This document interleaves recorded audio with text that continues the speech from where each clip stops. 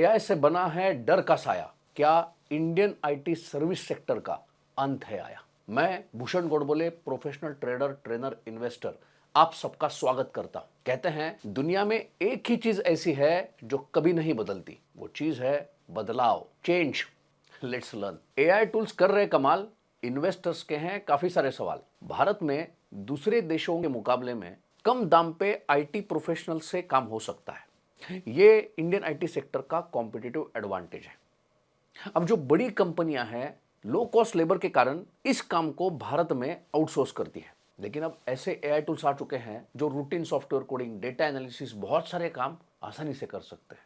तो क्या इसके कारण लो कॉस्ट आईटी प्रोफेशनल्स का जो काम है, एडवांटेज है, ये खतरे में आ चुका है? क्या एआई टूल्स के कारण इंडियन आईटी इंडस्ट्री खत्म हो जाएगी या अपग्रेड? इंडियन आईटी सेक्टर को अलग अलग हिस्सों में समझते हैं। स्मार्ट एआई टूल्स के माध्यम से काफी सारे काम हो सकते हैं। अब जो business AI adoption, artificial intelligence के माध्यम से बिजनेस को ग्रो करना चाहते हैं, उनके लिए उनके बिजनेस का डेटा उस तरीके से रेडी करना, इस डेटा की सिक्योरिटी और इस डेटा को नेट के माध्यम से इफेक्टिवली यूज करने के लिए सर्वर पर ट्रांसफर करना, ऐसे बहुत सारे काम हैं। तो इस सेक्टर में काम कम नहीं, बस दिशा बदली है। कस्टमर केयर की बात करें तो जो कस्टमर्स के आसान सवाल होते हैं उनके लिए एआई बॉट्स काम कर सकते हैं, लेकिन जहां पे ह्यूमन जजमेंट की जरूरत है, डोमेन नॉलेज की जरूरत है, कंप्लायंस की जरूरत है, वहां पे एआई और ह्यूमन साथ में काम करेंगे। इंजीनियरिंग रिसर्च डेवलपमेंट सेक्टर की बात करें तो यहाँ पे वो कंपनियां हैं जो कंपनियां smart vehicles, medical devices, aerospace parts design करते हैं। तो यहाँ पे जो टेक कंपनियां इस सेक्टर में एआई एडॉप्शन का काम कर रही है, उनके लिए आर्टिफिशियल इंटेलिजेंस खतरा नहीं, एक पावरफुल टूल है। अब प्रोडक्ट स्पेसिफिक कंपनी की बात करें तो यहाँ पे वही कंपनियां टिक पाएंगी जिनके पास यूनिक डेटा, स्ट्रॉन्ग डिस्ट्रीब्यूशन और एआई बेस्ड प्रोडक्ट का एडवांटेज है।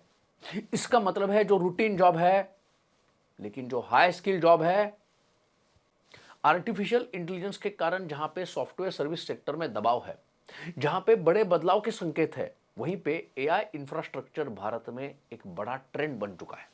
इस सेक्टर के लिए, इस सेक्टर के सप्लाई चेन के लिए जो कंपनियां काम कर रही है, उनके लिए ग्रोथ की बड़ी गुंजाइश है।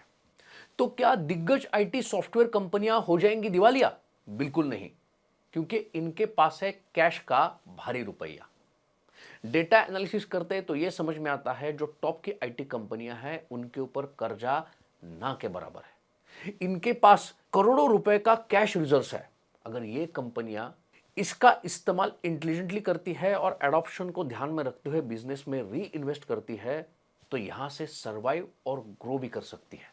वैसे भी टाटा सन्स के चेयरमैन एन चंद्रशेखरन जी का कहना है, पुराना मॉडल नहीं चलेगा, बदलना होगा। जॉब्स की बात करें तो नीति आयोग के रिपोर्ट अनुसार 2031 तक पुराने काम घट सकते हैं, लेकिन अगर हम अपने स्किल्स को अपग्रेड करते हैं तो 40 लाख नई एआई स्किल्स अपॉर्चुनिटीज मिल भी सकती है। अब काम के घंटों का नहीं, नतीजों का मिलेगा दाम। अगर पहले आईटी कंपनियां क्लाइंट से घंटों के हिसाब से, मतलब कितने घंटे काम किया उसके हिसाब से अगर पैसे लेती थी, तो अब value based, outcome based model पे शिफ्ट हो सकती है। मतलब जितना वैल्यूएबल काम वैसे उसका दाम।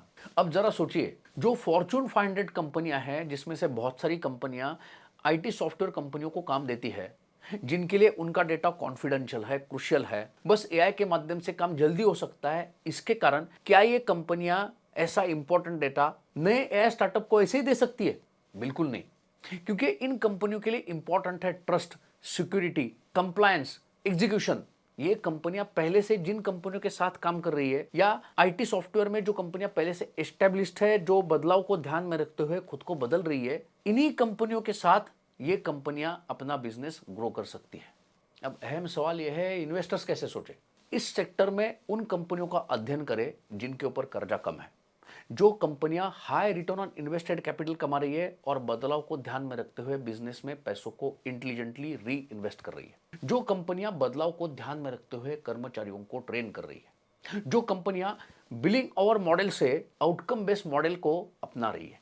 इंजीनियरिंग रिसर्च डेवलपमेंट सेक्टर में जो टेक कंपनियां काम कर रही है, उनका भी अध्ययन कर सकते हैं। एआई चलाने के लिए सर्वर्स की जरूरत होती है, तो एआई इंफ्रास्ट्रक्चर और डेटा सेंटर इकोसिस्टम का भी जरूर अध्ययन करें। इस महा बदलाव में वही कंपनियां टिक पाएंगी जो बदलाव को समझदारी से अपनाएंगी, क्योंकि हम जानते हैं the only constant thing in the world is change.